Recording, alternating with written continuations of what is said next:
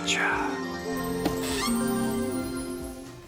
Hello everyone, and welcome back to another news update for Monster Hunter World Iceborne. And oh my gosh, do we have quite a bit of exciting news. Alatreon has been confirmed for Monster Hunter World Iceborne. He's the fan favorite monster that Capcom had been teasing was going to be returning. And he's probably, if I had to guess, he's probably going to be kind of like a behemoth style fight. He's probably going to be a multiplayer fight with a ton of health and really challenging. Why do I think this? Because it kind of fits the pattern of, well, DLC drops that they've been doing for Iceborne. That the way they've been releasing DLC in Iceborne is very similar to the way they released it in base game.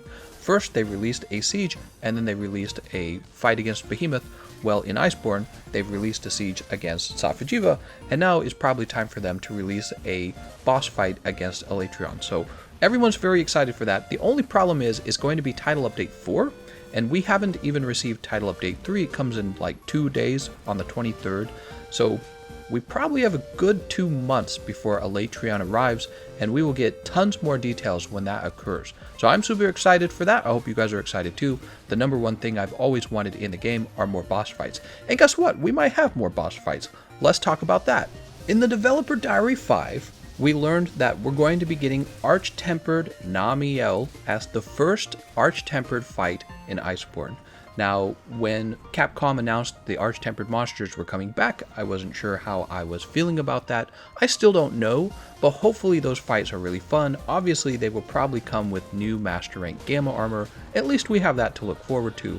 But hopefully they're not just kind of bullet spongy fights. Hopefully they're really fantastic, really terrific fights. I want them to be real difficult too.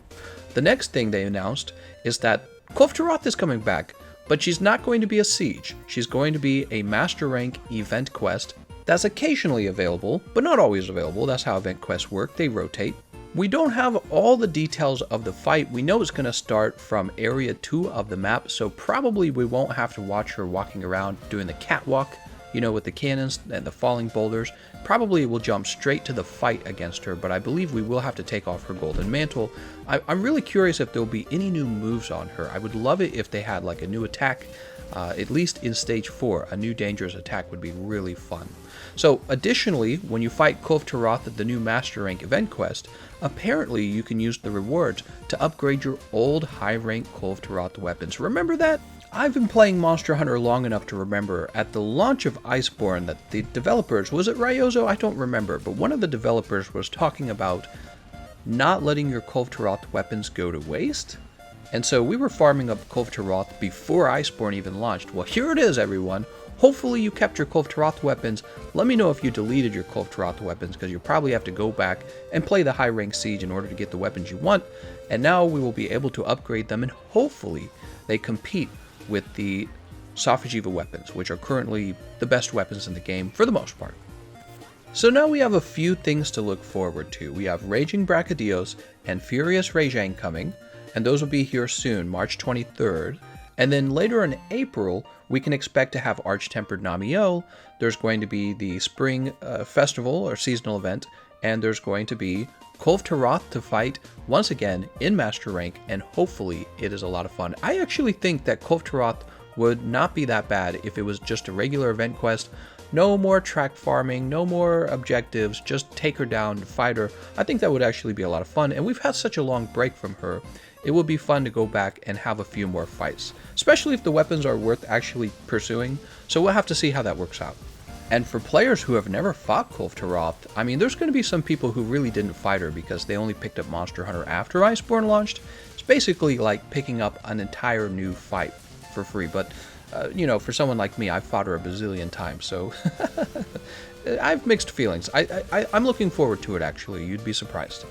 Now, in the Developer Diary, where we're getting all of this news from, there was a number of other smaller details that are worth talking about. I think if we're going in order of importance, and that's kind of what I've been doing here, the next thing we have to talk about is the fact that we're getting more powerful charms than we used to have. Some of the charms are going to be fully upgradable, and up to this point, they have not been fully upgradable.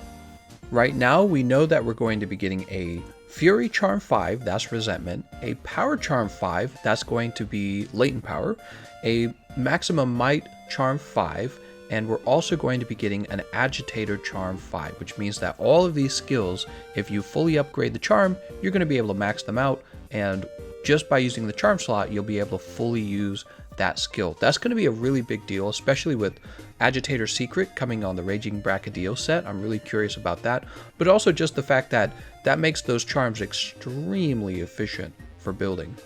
The developers also mentioned that the new Raging Brachidios armor set is going to have Weakness Exploit on it, and that Gunlance users are really going to like the set.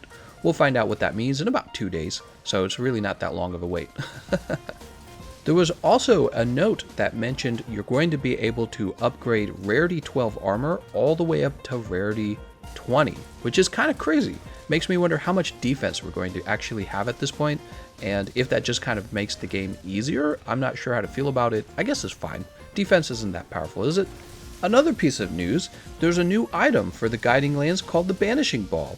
This is a consumable that you can throw at a monster to make it leave the locale. Only the host can do this though.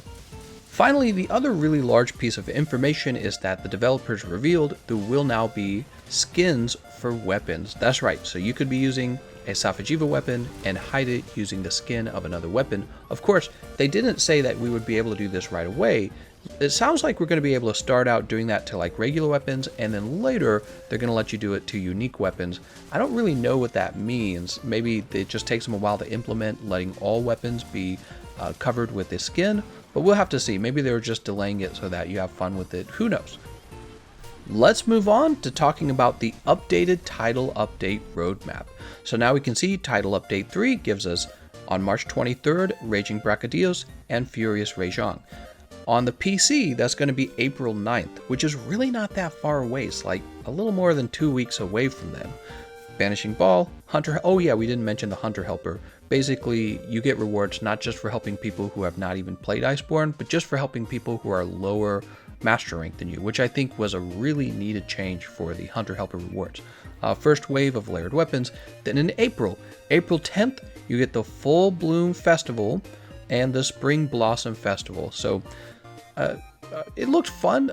I've learned over time that the festivals don't draw me in as much as new weapons and armor that are part of like the actual meta, like game-changing meta, power creep, that kind of stuff, as well as new fights. But we are getting Master Rank Kulve Taroth and Arch-Temper Namielle, so I'm pleased with that actually. Hopefully really tough fights. And then in May, we get Title Update 4, probably the end of May if I had to guess. And so we'll be going through all of April and probably all of May if I had to guess. And that's when Alatreon will show up. The Blazing Black Dragon, I suppose that's the name of the quest. We'll get Alatreon weapons, Alatreon armor, and it says and more ... And then afterwards, June onward, it says new monsters and updates planned for June onwards. They don't really give us a cutoff date for when they plan to stop supporting the game, so hopefully they support the game all the way to the launch of the next Monster Hunter game. Alright, so we have all of that to look forward to, and in April, the PC should officially be caught up to the consoles, so content from then on will be released on both platforms, or all 3 platforms at the same time, and that means they can get to work on crossplay, right? Where's the crossplay, Capcom? Come on! Let me know how hyped you guys are for all of these changes coming down the road, the new monsters, Raging Brachydios, Furious Rajang, Arch-Temper Namielle, the return of Kulve Taroth in Master Rank, and Alatreon, who's probably going to be our behemoth, but for Iceborne. Let me know how excited you guys are for that. I'm pretty excited. Now, I'm off to go work on all of the patch notes. Time to make a patch notes video. I want to thank you all for watching, and I'll see you guys next time.